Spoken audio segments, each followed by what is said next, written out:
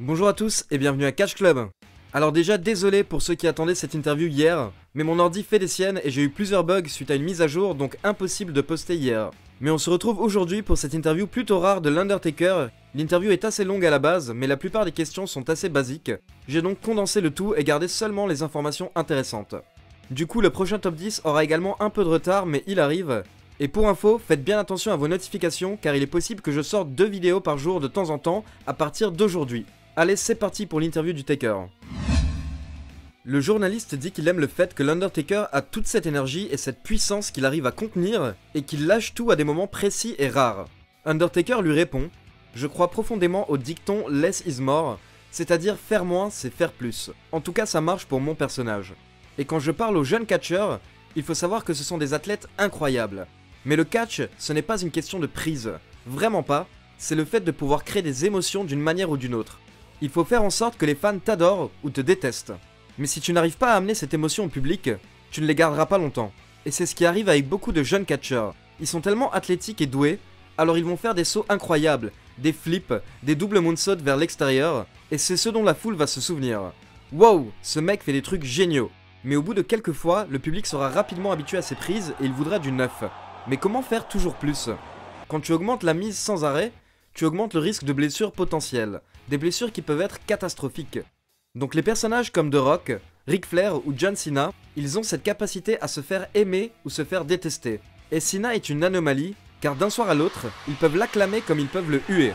Sa fanbase, c'est la folie. Mais ce qui est sûr, c'est qu'il vend des billets. Il catch dans des arènes pleines, et c'était pareil quand The Rock était là. C'est ça la clé. On raconte des histoires, et on utilise des prises de catch pour raconter ces histoires. Mais au final, on en revient aux personnages et l'émotion qu'ils arrivent à faire ressortir. Beaucoup de catcheurs mettent du temps à comprendre ça, et quand ils le comprennent, leur corps est déjà détruit et c'est trop tard. Puis il continue sur les jeunes catcheurs en disant « On a beaucoup de jeunes talents de différents sports, du football ou de la lutte amateur, etc. Et le problème c'est que ces gars arrivent et ils ne sont pas authentiques. Ils n'ont pas l'air à leur place, car ils essaient trop d'imiter les catcheurs qu'ils ont regardés à la télé au lieu d'être un catcheur télé. Si tu essaies d'être quelque chose d'autre, il faut te l'approprier et y apporter ta touche. Si j'essaie d'être The Rock, les gens vont le voir tout de suite. Mais si j'arrive à être quelqu'un d'original, alors ça va marcher. Si Steve Austin a fonctionné, c'est parce que son personnage n'est pas si différent de son vrai caractère. Il est amplifié évidemment, mais les deux sont assez proches. Puis le journaliste demande à l'Undertaker qui est la personne la plus forte qu'il ait affrontée. Il y en a plusieurs. Déjà Lesnar, surtout lors de son premier run, c'était un monstre.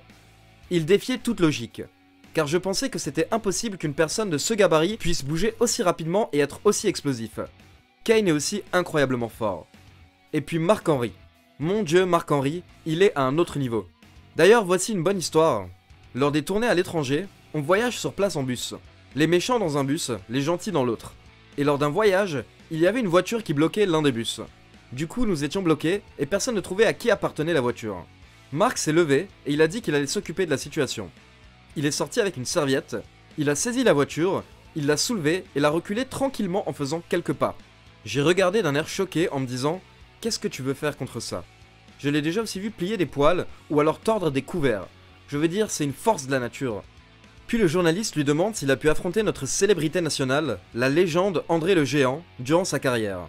Ce à quoi Taker répond « Non, je n'ai jamais eu la chance de l'affronter. Quand je suis arrivé à la WWE, sa santé commençait à se détériorer. Il catchait très peu. Il faut savoir que André était très old school, et aussi qu'il n'aimait pas du tout les autres big guys, les grands catcheurs. Mais heureusement, moi, il m'adorait. Mais les autres catcheurs de grand gabarit, André trouvait qu'ils étaient arrogants ou violents. Bref, André était vraiment l'une des plus grosses stars du monde à ce moment-là.